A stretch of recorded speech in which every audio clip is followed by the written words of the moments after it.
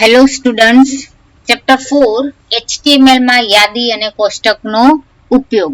કમ્પ્યુટરમાં આપણે આ ચેપ્ટરના MCQ છે, ટેક્સ્ટબુક પાછળના એ આન્સર સાથે સમજવાના છે.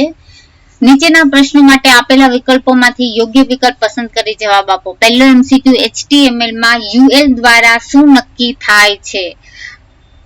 આન્સરમાં આવશે સી ઓપ્શન, અક્રમિક યાદી, અનઓર્ડર્ડ લિસ્ટ. બીજો MCQ, HTML માં OL દ્વારા નીચેનામાંથી કઈ બાબત નક્કી થાય છે? આન્સરમાં આવશે બી ઓપ્શન, ક્રમબદ્ધ યાદી, ઓર્ડર લિસ્ટ. ત્રીજો MCQ, યાદીમાંની વિગતોની નીચેનામાંથી કઈ ટેગ ઓળખી કાઢે છે? આન્સરમાં આવશે LI, લિસ્ટ ટેગ. ચોથું, બુલેટ્સ વગર યાદી રજૂ કરવા માટે નીચેનામાંથી કઈ ટેગની જોડી ઉપયોગમાં લેવાય છે? આન્સરમાં આવશે DT.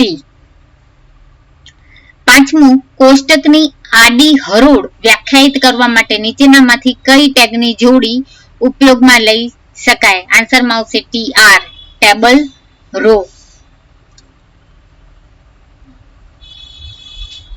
છઠ્ઠું, જ્યારે કોઈ ખાનું એક કરતા વધુ આડી હરોળમાં વિસ્તરણ પામતું હોય ત્યારે નીચેનામાંથી કયો ગુણધર્મ ઉપયોગમાં લેવાય છે? આન્સરમાં આવશે રો સ્પાન. સાતમું, બ્રાઉઝર વિન્ડોને અનેક ભાગોમાં વિભાજિત કરવા નીચેનામાંથી શાનો ઉપયોગ કરી શકાય? આન્સરમાં આવશે એ ઓપ્શન, ફ્રેમ સેટ. આઠમું, જો બ્રાઉઝર ફ્રેમને સમર્થન ન આપતું હોય તો તેના બદલે વૈકલ્પિક લખાણ દર્શાવવા નીચેનામાંથી કયું ઉપયોગમાં લઈ શકાય? આન્સરમાં આવશે નો ફ્રેમ્સ. નવમો MCQ, HTML ની ક્રમબદ્ધ યાદીમાં નીચેનામાંથી કયું બદલી શકાય છે? આન્સરમાં આવશે આપેલ તમામ, એટલે કે મુદ્દાઓનો ક્રમ, શરૂઆતનો ક્રમ અને ક્રમ માટે સંખ્યા ચિહ્નનો પ્રકાર. દસમું, HTML કોષ્ટકમાં નીચેનામાંથી કઈ વૈકલ્પિક બાબત એન્ટાઇટી છે? આન્સરમાં આવશે આપેલ તમામ, ડી ઓપ્શન. કોષ્ટકનું નામ, કોષ્ટકનું મથાળું અને કોષ્ટકની ઊભી હરોળનું ગઠબંધન. તો અહીંયા ચેપ્ટર 4 ના MCQ છે કમ્પ્લીટ થાય છે.